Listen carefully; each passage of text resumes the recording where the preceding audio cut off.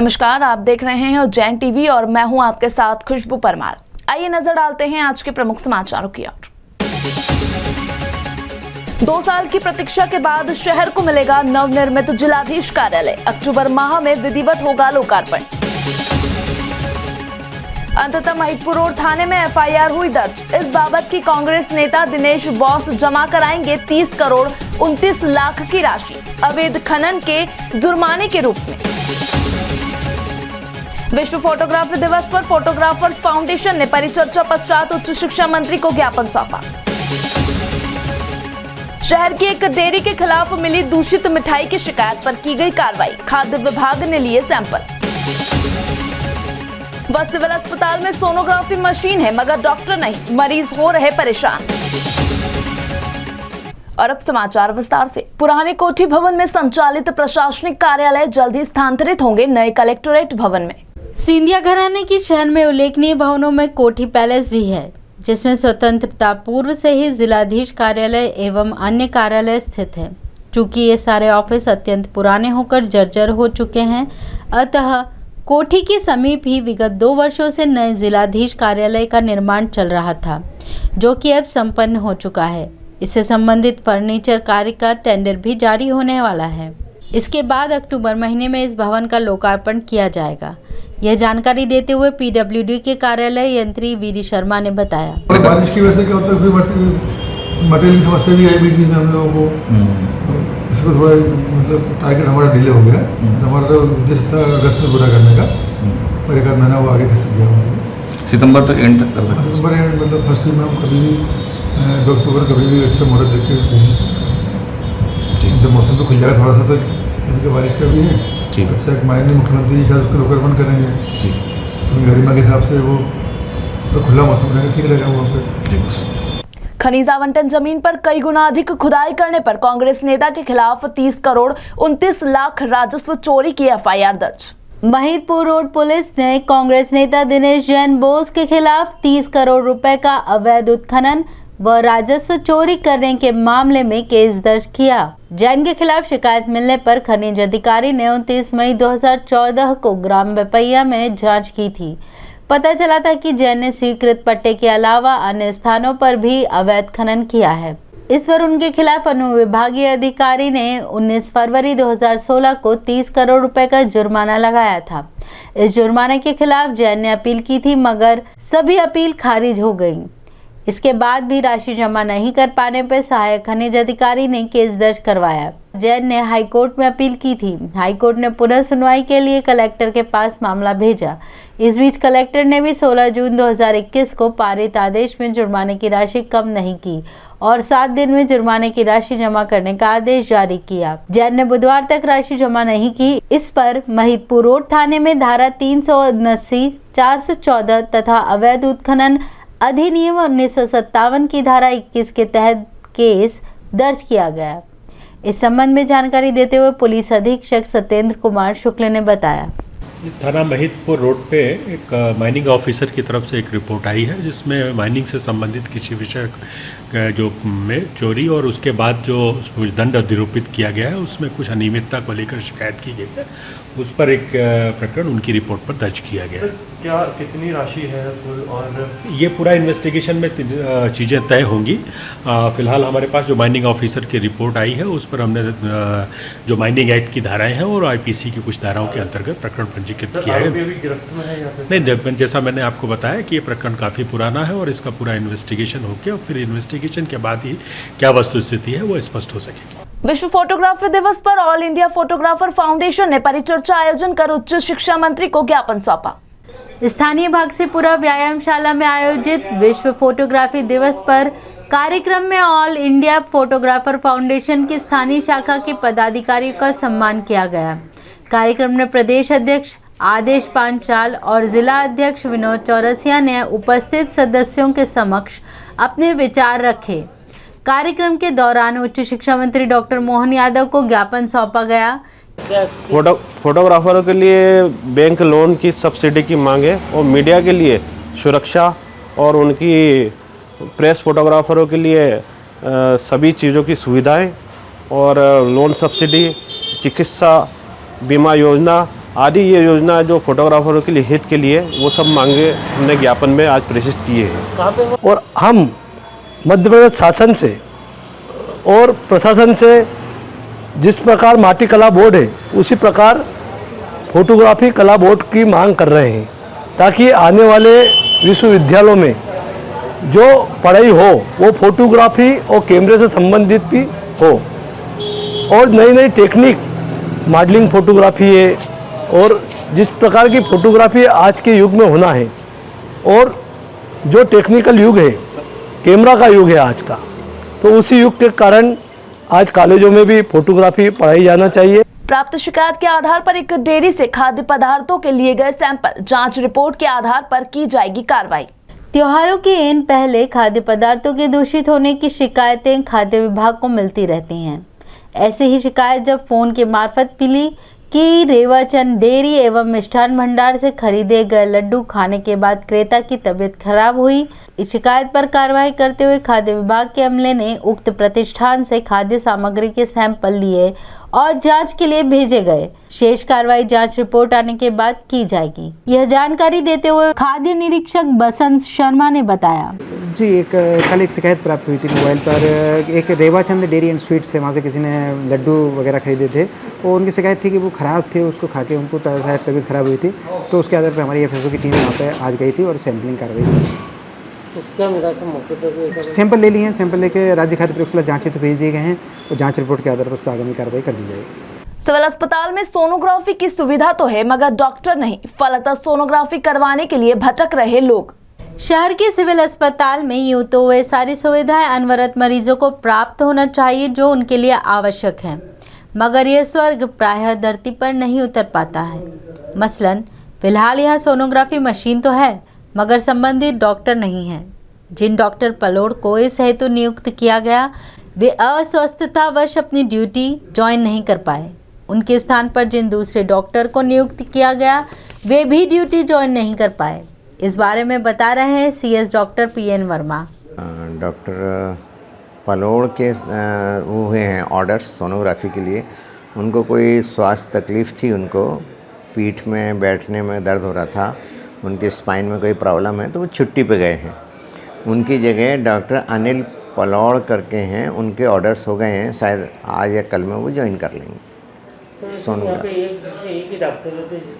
अब इसके लिए तो हम बार बार हर 8 दिन में लिख रहे हैं भोपाल को। अब भोपाल वालों का काम है कि वो भेजें यहाँ से। यहाँ के जनप्रतिनिधि हैं वो भी सो रहे हैं, उनको भी कितने बार बोल दिया, उनसे हाथ जोड़ लिए, सब बोल दिया, 10-10 बार बोल दिया भाई आप ऊपर बोलो। अब हम इसके लिए क्या कर सकते हैं भाई, यहाँ ऊपर से डॉक्टर्स तो ऊपर से भेजना है ना उनको। रोगिणी अंजलि ने अपने परेशानी बताते हुए बताया, वो यहाँ पे यूँ बोला सोनोग्राफी बाहर से होएगी, अभी डॉक्टर नहीं है। फिर जो आपने बाहर से करवाई? अभी नहीं करवाई। क्या बाहर से सोनोग्राफी कराएंगे वो? अभी पैसे आ जाएंगे तो करवानी पड़ेगी वो तो। एक अन्य मरीज अर्पिता गोयल की ज़बानी सुनिए, जिन्हें सोनोग्राफी के लिए अक्टूबर में बुलाया गया है। मैं आज सोनोग्राफी के लिए आई थी और मुझे सोनोग्राफी के 1 महीने की डेट दी है, 1 महीने बाद की। कब की डेट दी आपको? 8 अक्टूबर। क्यों, क्या कारण बताया उन्होंने यहाँ पर? डॉक्टर्स नहीं है बोला इसलिए। क्यों मनाया जाता है रक्षाबंधन, बताया ज्योतिषाचार्य ने। क्या है इस पर्व का सांस्कृतिक, सामाजिक व धार्मिक पक्ष। रक्षार्थ जब कोई रक्षार्थी किसी रक्षक से सूत्र बंधन के पश्चात रक्षा का वचन ले और रक्षक वचन दे, तब उस प्रक्रिया और प्रसंग को रक्षाबंधन कहा जाता है। भारतीय संस्कृति और सनातन धर्म में रक्षाबंधन से संबंध कई प्रसंग हैं। इतिहास साक्षी है कि भाई बहन के स्नेह का यह प्रतीक जाति और धर्म से भी परे चला जाता है। महारानी पद्मावती ने जब बादशाह हुमायूं को रक्षा सूत्र भेजा और हुमायूं ने रक्षा के वचन का निर्वहन किया तो वह प्रसंग इतिहास में दर्ज हो गया। बहरहाल नगर के प्रसिद्ध ज्योतिर्विद आनंद शंकर व्यास ने रक्षाबंधन के धार्मिक, सांस्कृतिक और सामाजिक पक्ष पर प्रकाश डालते हुए बताया, असल में राखी पर्व असल में मूलतः बहन और भाइयों से संबंधित पर्व है। कारण ये कि लड़कियां अपने पितृ परिवार को छोड़कर अन्य परिवार से जुड़ती है, कन्यादान के रूप में अन्य परिवार को अपना लेती है, तो वो वर्ष में एक बार भाई को स्मरण करती है कि मैं आपके परिवार की हूँ और ये आज सूत्र बांध के आपको स्मरण कराती हूँ कि समय समय पर आप मेरी रक्षा करें। इस नाते से मनाई जाती है। फिर कथाएं भी इसमें बहुत है।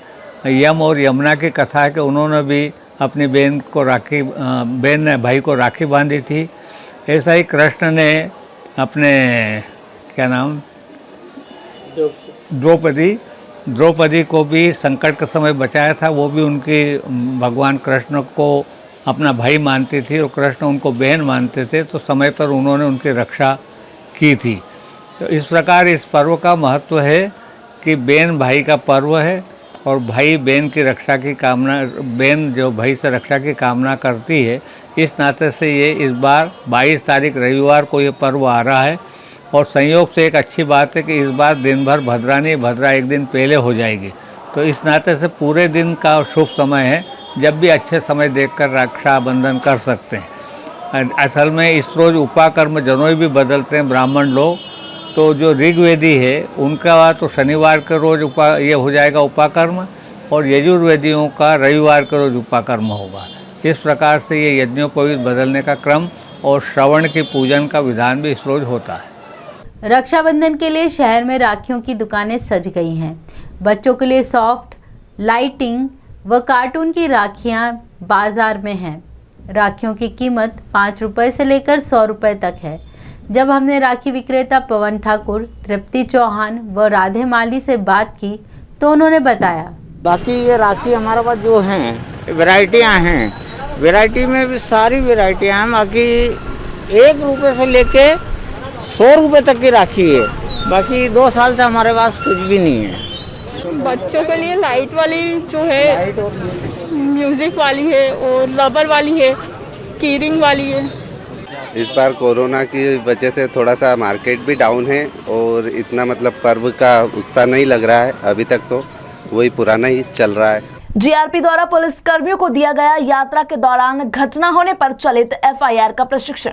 शासकीय रेल पुलिस जीआरपी के विशेष पुलिस महानिदेशक श्री सुधीर शाह एवं पुलिस महानिरीक्षक श्री महेंद्र सिंह सिकरवार के मार्गदर्शन में रेल पुलिस इकाई इंदौर, भोपाल एवं जबलपुर के अधिकारियों कर्मचारियों का 15 दिवसीय रिफ्रेशर प्रशिक्षण course police training college Indore में पुलिस अधीक्षक, नोडल अधिकारी, अतिरिक्त पुलिस अधीक्षक रेल इंदौर के नेतृत्व में प्रारंभ किया गया। प्रशिक्षण की इसी अगली कड़ी में प्रशिक्षणार्थियों द्वारा इंदौर एवं उज्जैन के मध्य ट्रेनों में एवं रेलवे स्टेशन प्लेटफॉर्म टिकट बैंडो, मुसाफिर खाना, पार्सल गोदाम पर भ्रमण किया गया तथा आईक्यूआरटी टीम द्वारा ट्रेनों में त्वरित किसी भी प्रकार की संगीन अपराध की घटना को चलित एफआईआर दर्ज करने का प्रशिक्षण प्राप्त किया गया, जिससे कि रेल में सफर कर रहे यात्रीगणों को ट्रेन में सफर के दौरान ही संगीन अपराध की घटना की एफआईआर संपन्न की जा सके। प्रशिक्षण के दौरान उप पुलिस अधीक्षक रेल इंदौर मानसिंह परमार द्वारा प्रशिक्षणार्थियों को ब्रीफ कर रेलवे स्टेशन प्लेटफॉर्म पर ड्यूटी एवं आईक्यूआरटी द्वारा चलित ट्रेनों में चलित एफआईआर कैसे दर्ज की जाएगी, ये संबंध में प्रशिक्षण दिया गया। इसी कड़ी में आज प्रशिक्षण की अगली कड़ी में आज दिनांक को 2 ग्रुप में 34 लोगों के 2 ग्रुप में यहाँ से उज्जैन से ट्रेन के में सफर कराया गया। उनको ट्रेन में जो किसी भी यात्री का अगर कोई संज्ञेय अपराध उसके साथ में कोई घटना घटित हो जाती है तो उसकी त्वरित चलित एफआईआर कैसे की जाए और उसको सुविधाजनक दृष्टि से उसकी यात्रा में कोई बाधा न जो हो, उसको सुविधाजनक दृष्टि से उसकी एफआईआर वहीं पे त्वरित चलित एफआईआर वहाँ पे कैसे लिखी जाए, ऐसा उसको भी आज प्रशिक्षण दिया गया है। तथा इंदौर से भी जो एक ग्रुप आया, यहाँ पे उज्जैन से भी एक ग्रुप इंदौर गया, तो दोनों तरफ आवागमन करके उनको प्रशिक्षण दिया गया। तथा प्लेटफॉर्म उज्जैन, प्लेटफॉर्म इंदौर में जो रेलवे स्टेशन पर जो अपना मुसाफिर खाना है, मुसाफिर खाना, टिकट विंडो है और जो पार्सल जो हाउस है उसका भी चेक करने का उनको, और उसको कैसे ड्यूटी की जाए प्लेटफॉर्म पर, और उसका प्रशिक्षण दिया गया है। यहाँ पे 84 महादेव यात्रा में आज कीजिए सोमेश्वर महादेव के दर्शन, जो बिलोटीपुरा में स्थित होकर अपनी इस श्रृंखला में 26वां स्थान रखते हैं।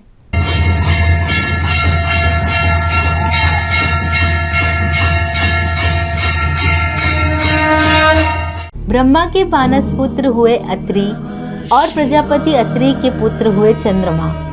इनका विवाह दक्ष की 27 कन्याओं से हुआ। चंद्रमा का रोहिणी पर विशेष प्रेम देख दक्ष एवं चंद्र ने एक दूसरे को शापित किया। शापवश चंद्र अंतर्ध्यान हो गए। चंद्र के लुप्त होने से व्यतीत हो देवता, नाग, यक्ष, गंधर्व और पितृ ब्रह्मा के पास गए। ब्रह्मा ने उन्हें भगवान विष्णु के पास जाने के लिए कहा। तब उन्होंने भगवान विष्णु अर्थात जनार्दन के पास जाकर निवेदन किया कि चंद्र के बिना पृथ्वी की सभी औषधियां नष्ट हो रही हैं। जनार्दन की सम्मति से समुद्र मंथन कर दूसरा चंद्र प्रकट किया। तब प्रथम चंद्र भी आ गए और ब्रह्मा से जाकर निवेदन किया। ब्रह्मा के साथ सभी विष्णु भगवान के पास गए। तब भगवान विष्णु ने कहा, हे चंद्र, तुम महाकाल बन जाओ। उत्तर दिशा में मुक्ति शिवलिंग के पास एक अद्भुत शिवलिंग है, उनका पूजन अर्चन करो।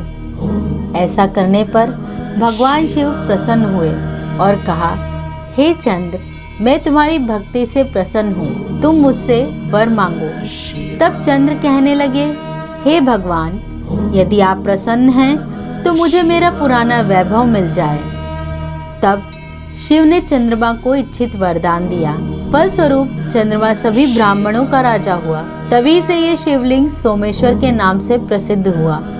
इनके दर्शन एवं अर्चन से नष्ट वैभव की पुनः प्राप्ति होती है।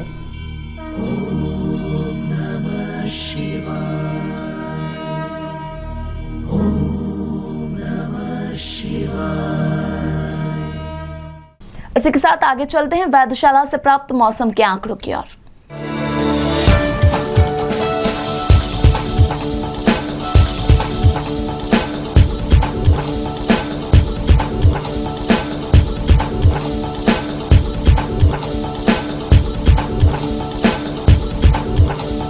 अंत में प्रमुख समाचार एक बार फिर। 2 साल की प्रतीक्षा के बाद शहर को मिलेगा नवनिर्मित जिलाधीश कार्यालय। अक्टूबर माह में विधिवत होगा लोकार्पण। अंततः महिदपुर रोड थाने में एफआईआर हुई दर्ज। इस बाबत की कांग्रेस नेता दिनेश बॉस जमा कराएंगे 30 करोड़ 29 लाख की राशि अवैध खनन के जुर्माने के रूप में। विश्व फोटोग्राफी दिवस पर फोटोग्राफर्स फाउंडेशन ने परिचर्चा पश्चात उच्च शिक्षा मंत्री को ज्ञापन सौंपा। शहर की एक डेयरी के खिलाफ मिली दूषित मिठाई की शिकायत पर की गई कार्रवाई। खाद्य विभाग ने लिए सैंपल। बस सिविल अस्पताल में सोनोग्राफी मशीन है मगर डॉक्टर नहीं, मरीज हो रहे परेशान। तो ये थे अब तक के प्रमुख समाचार। ताजा खबरों के लिए देखते रहिए उज्जैन टीवी। हमारे YouTube चैनल को लाइक सब्सक्राइब करना ना भूलें। नमस्कार।